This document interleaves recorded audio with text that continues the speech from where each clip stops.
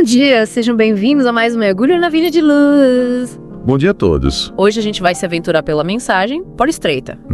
Lá do capítulo 20, psicografado pelo Chico em 38, com a colaboração do Emmanuel. Isso. E aí, já pra começar, eu queria te perguntar, assim, você já parou pra pensar em como a gente encara os desafios da vida? Nossa, que pergunta interessante pra gente começar, né? Porque essa mensagem ela já coloca a gente assim, de frente com essa questão de como a gente lida com a dificuldade. É, né? E logo de cara o que me chamou a atenção foi essa ideia de que antes de reencarnar a alma, ela deseja a porta estreita. Parece meio contraditório, né? Buscar o sofrimento. Pois é. Mas o que o Emmanuel traz pra gente é que antes da gente vir pra essa experiência terrena alma, ela tem uma visão mais ampla da jornada. Então ela entende que é dificuldade, né? Que ele coloca ali como uma porta estreita, na verdade são oportunidades. Entendi. De aprendizado acelerado. Certo. É como se a gente escolhesse, né? Conscientemente um caminho mais intenso para o nosso desenvolvimento. É interessante essa ideia, né? De que a gente meio que escolhe. Mas a gente chega aqui e parece que esquece tudo, né? É verdade. A gente troca a porta estreita pelas portas largas, buscando conforto, o prazer imediato. Por que será que isso acontece? O Emmanuel descreve isso como um processo natural da reencarnação.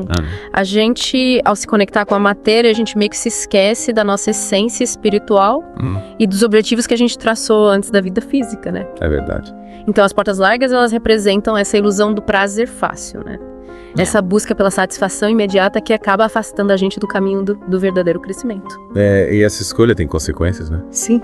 O Emmanuel fala bastante sobre o arrependimento que muitos sentem no final da vida. Ele descreve a angústia, né? De quem no final da jornada percebe o tempo perdido na busca por prazeres efêmeros.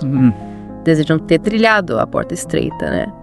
E aproveitado as oportunidades de aprendizado, mas aí o tempo infelizmente não volta, né? É uma mensagem bem poderosa que nos convida a refletir. Com certeza me parece que essa mensagem não é sobre se punir ou buscar o sofrimento ativamente, né? Não. Mas sim sobre ter essa consciência de que os desafios eles são inerentes à vida. Isso. E que ao enfrentá-los a gente evolui. Exatamente, a mensagem do Emmanuel, ela nos convida a repensar a forma como a gente encara as dificuldades, né? Não é masoquismo, mas é entender que as provações, quando a gente enfrenta elas com coragem, com resignação, elas nos impulsionam para superação, para o crescimento espiritual. E essa superação exige um esforço constante, né? Sim. O Emmanuel lembra a gente que a renovação ela precisa ser diária. A gente não pode se acomodar, né? Não, ele usa aquela imagem de abrir a porta interna para as inspirações do mestre, para ilustrar essa necessidade da gente estar receptivo à mudança, à transformação. A jornada espiritual, ela exige essa vigilância constante, né? Um trabalho incansável de autoconhecimento e busca pela conexão com o divino. E como é que o discípulo de Jesus ele se encaixa nessa história da porta estreita? Ele tem um papel diferente nesse processo. O Emmanuel, ele destaca que o discípulo, por já ter despertado para essa busca espiritual, ele precisa estar ainda mais atento aos ensinamentos do mestre. Certo. Então ele é o primeiro a receber as corrigendas, né? Os açoites da retificação paterna. Nossa. Ou seja, as provas que impulsionam ele a romper com os próprios limites e avançar no caminho da evolução. Faz sentido, né? É como se ele estivesse na linha de frente ali, recebendo os desafios mais intensos para poder evoluir mais rápido e servir de exemplo para os outros. Exatamente. E essa posição de vanguarda, né? Exige muita coragem, muita fé, perseverança. O discípulo, ele precisa ter a consciência de que as dificuldades, elas são oportunidades de aprendizado e de aperfeiçoamento da sua fé. E ele lembra gente também que mesmo diante dos desafios, Deus oferece todas as ferramentas pra gente, né? Sim. A nós usarmos ela. O Emmanuel, ele reforça a importância do esforço individual, né? Na jornada espiritual. Deus, ele nos concede o livre-arbítrio e equipa a gente com tudo que a gente precisa para trilhar o caminho do bem. Mas a decisão de usar essas ferramentas e se dedicar à nossa transformação é nossa. Então essa mensagem ela nos convida a assumir a responsabilidade pela nossa própria evolução. Sem dúvida.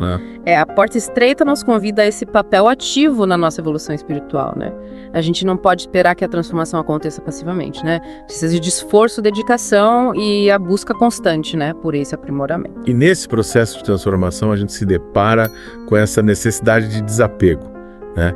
De abrir mão de velhos hábitos, de crenças limitantes, de tudo aquilo que impede a gente de avançar. O Emmanuel, ele usa a Dameire, ele convida a gente a uma verdadeira desintoxicação da alma. Ele coloca essa importância da gente se libertar dos apegos materiais, né? Das ilusões do ego, dos pensamentos e sentimentos que afastam a gente do caminho do bem, né? É um processo desafiador, mas libertador. E ele usa a analogia do verbo, né? Para ilustrar essa importância das nossas palavras, nossos pensamentos, de tudo aquilo que a gente emana. Exatamente, o Emmanuel, ele lembra a gente que a gente é co-criador da nossa realidade, né? As nossas palavras, elas têm poder, os nossos pensamentos geram energias que se propagam e influenciam o ambiente ao nosso redor, né? Então é preciso ter essa consciência daquilo que a gente emite, buscando usar nosso verbo por bem para a construção de um mundo melhor. Ele fala da maledicência, da calúnia, da fofoca, de como esses hábitos contaminam a nossa alma e prejudicam a nossa evolução. Sim, ele alerta a gente sobre esses perigos da negatividade, né? Da crítica destrutiva de tudo aquilo que semeia a discórdia e o desamor, né? Essas atitudes, elas geram um clima de desarmonia e afastam a gente da vibração do bem, impedindo o nosso progresso espiritual. E por outro lado, ele destaca o poder da palavra positiva, né? Isso. Do pensamento construtivo da atitude amorosa. Exatamente. Cultivar a gentileza. Vamos pensar, a gente tem de uma fugaça, não da nossa... São atitudes que elevam a nossa vibração, atraem energias positivas, né? E contribuem para a construção de um mundo melhor. É como se a gente estivesse semeando flores num jardim, né? Espalhando beleza e perfume por onde a gente passa. Que linda essa imagem do jardim, né? E me lembra de outro ponto importante, a caridade. O Emmanuel dedica boa parte da mensagem a esse tema, né? Sim, ele explora a caridade em múltiplos aspectos, né? Indo além da simples doação material. Ele convida a gente a praticar a caridade nos nossos pensamentos, palavras e ações, buscando o bem-estar do próximo de forma genuína, desinteressada. Ele destaca que a verdadeira caridade, ela nasce do amor, da compaixão, né? Do desejo sincero de auxiliar o próximo sem esperar nada em troca. É a caridade que se manifesta nos pequenos gestos do dia a dia, né? Na gentileza, com a paciência, com as dificuldades alheias, né? No perdão, na compreensão, na tolerância.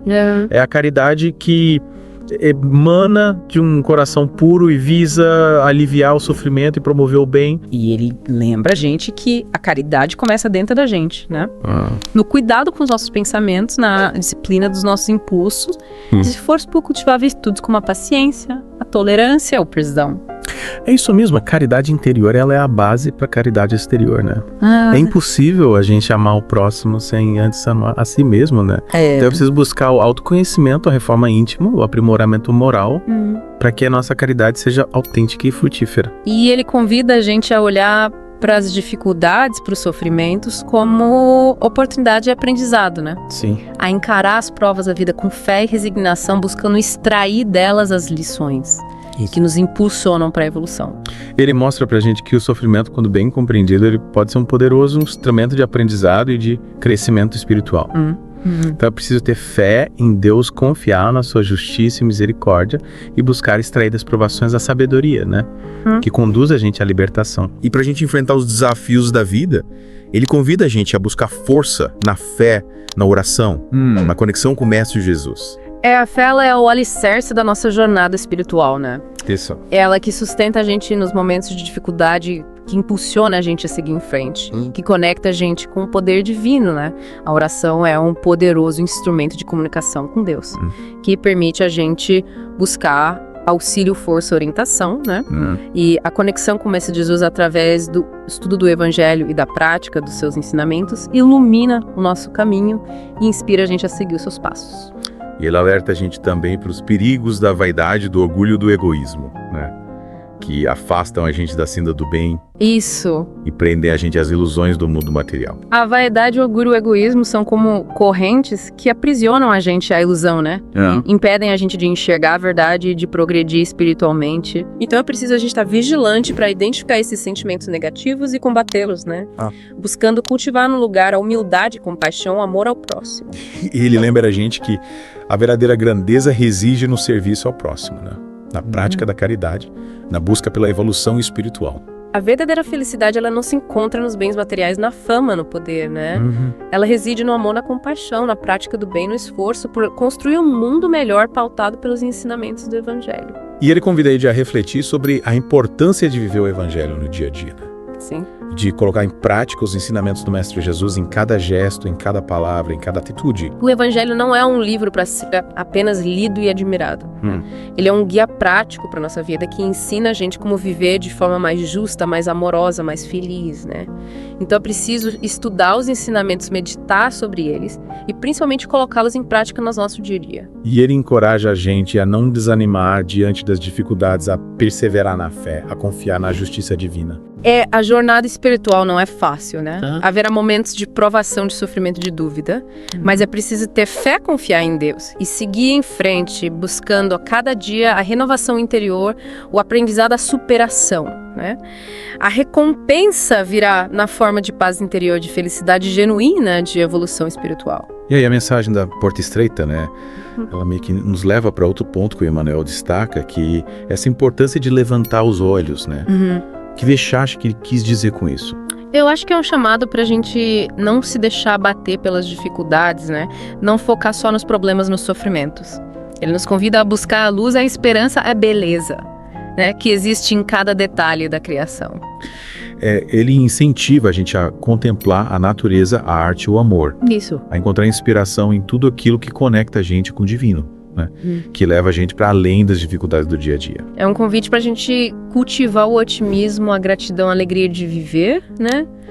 Afinal, mesmo em meio dos desafios, a vida oferece inúmeras oportunidades, né? De aprendizado, de crescimento, de felicidade. Para a gente aproveitar essas oportunidades, ele convida a gente a não se prender ao passado, né?